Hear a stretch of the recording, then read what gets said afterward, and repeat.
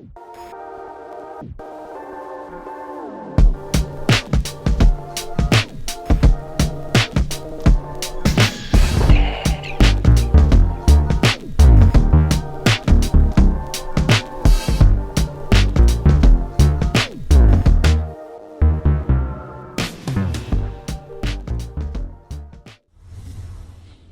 Beth. And I'm Kayla. And this is MHN. On this week's episode, you can expect to see Boys Biking, Boston Sports, Mental Mondays, and a PSA about AI. I'm especially excited to see Sean's new segment of Boys Bikin because he has a PSA about an organization called iCan that teaches kids with special needs how to learn how to ride a bike. That's so cool. I can't wait to see it. Roll the clips! Hello and welcome back to this week's episode of Mental Mondays on a Thursday. As you may know, the year is coming to an end, and with the end of the year comes finals. Finals can be a very stressful time with all the studying and preparation you need to do. In order to study more efficiently, we've taken the time to look at some certain tips and tricks to help you study better, as well as a special interview with our very own Mr. Paterno, who runs the academic literacy class. But before the interview, let's go over a few study habits that could help you improve your test scores. First off, you can try to minimize your distractions, such as shutting off your phone or moving away from people to study alone. Second, you can try to take breaks every 30 minutes to an hour. Doing this makes sure that you don't get burned out and lose focus. A good habit to get into is taking small snack breaks or a walk outside, while still staying away from your phone or other distractions. Lastly, try and take practice tests or have someone else quiz you. Practice tests are a great way to learn what subjects you still need to study, while also giving you a good example of what the test is going to be like. And now we'll get to the interview with Mr. Paterno, where he'll give us some information on how to get the best grade that you can get.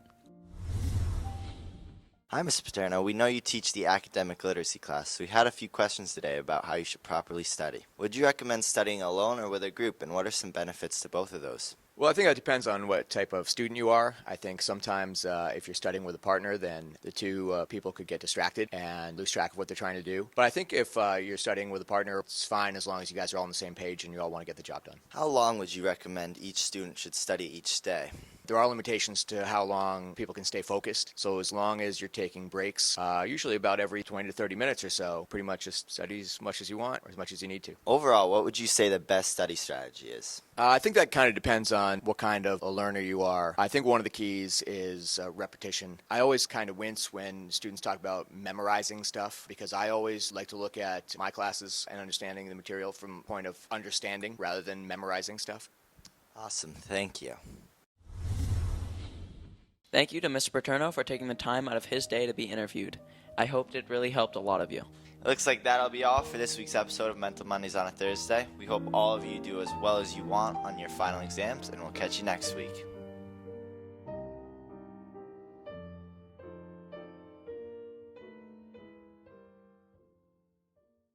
Welcome back to Thursday PSAs, where we discuss important issues affecting students like you. Today, we're talking about a hot topic that's been making headlines lately: cheating on school assignments using AI.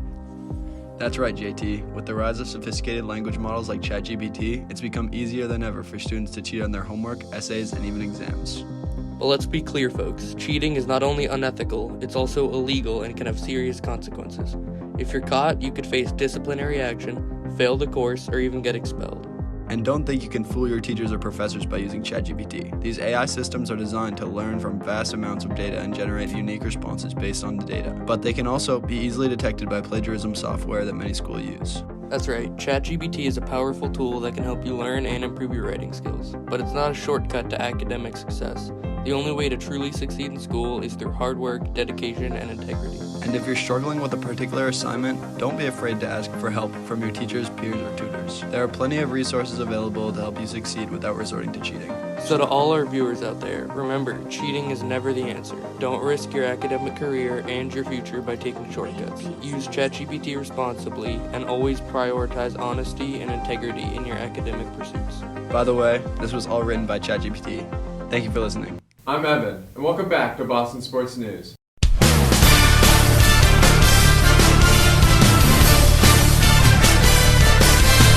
It's playoff season for both the Celtics and Bruins. The Celtics are up in their series against the Atlanta Hawks 3-1. They won both games 1 and 2 at home by double digits. Then they traveled to Atlanta to play games 3 and 4. They lost game 3, 130 to 122, then bounced back and won game 4, 129 to 121. The Celtics and Hawks will play Game 5 back in Boston on Tuesday at 7:30. Also, Celtics guard Malcolm Brogdon was named the NBA's Sixth Man of the Year. The Bruins were up in their series 3-1 against the Florida Panthers. The Bruins took Game 1 3-1, then lost to Game 2 6-3. Then they traveled down to Florida and won both games 3 and 4, 4-2 and 6-2 respectively. The Bruins will look to move on to the second round in Game 5 back in Boston against the Florida Panthers on Wednesday at 7 o'clock. The Boston Red Sox are back at 500 with a record of 12-12. They won Sunday 12-5 against the Milwaukee Brewers, then lost to the Baltimore Orioles 5-4. They will continue their series with the Orioles on Tuesday and Wednesday. The New England Revolution are 6-2-1 on the year. They tied Columbus Crew 1-1, then beat Sporting Kansas City 2-1. They will play Hartford Athletic in the U.S. Open Cup on Tuesday at 7:30. Thank you for watching this week's episode of Boston Sports News. Make sure to tune in next time. And now to Sean with Boys Bikin. Hey guys, I'm Sean Leahy, and this week I got a special episode of Boys Bikin for you. This week, I'm headed over to Groton to share with you a very special program known as the iCan Shine Bike Organization. Yeah, everyone should ride a bike because it's a life skill that everyone can enjoy, and it's not something tangible. It's something that people can keep with them for the rest of their lives.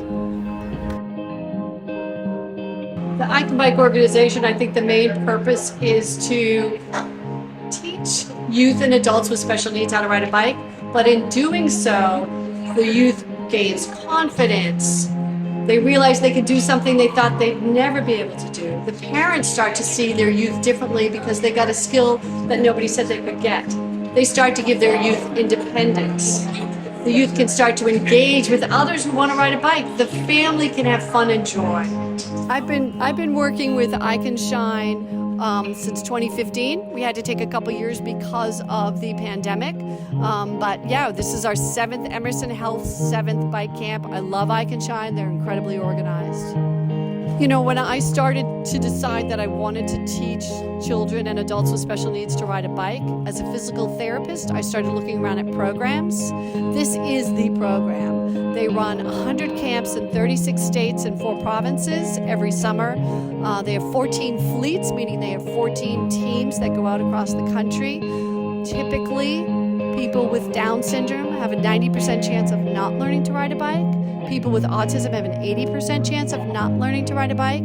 This program flips that. 85% of our campers, most of whom have Down or autism, learn to ride a bike. So this program's been around more than 20 years. They have the right bikes to teach kids. They're consistent. They're awesome. How to support this organization? The biggest thing we need is volunteers. This camp is held every April school vacation here at Lawrence Academy. icanshine.org/Groton, and then you'll find the registration link. The link opens in the January each year. So I need 400 volunteer hours for my camp.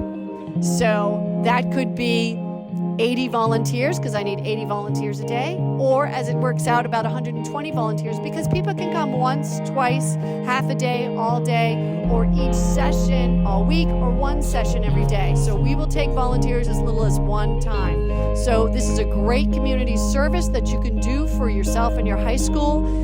It's also, every volunteer says, this was amazing, thank you so much, because they fill their heart and soul with the experience they have teaching someone a life skill.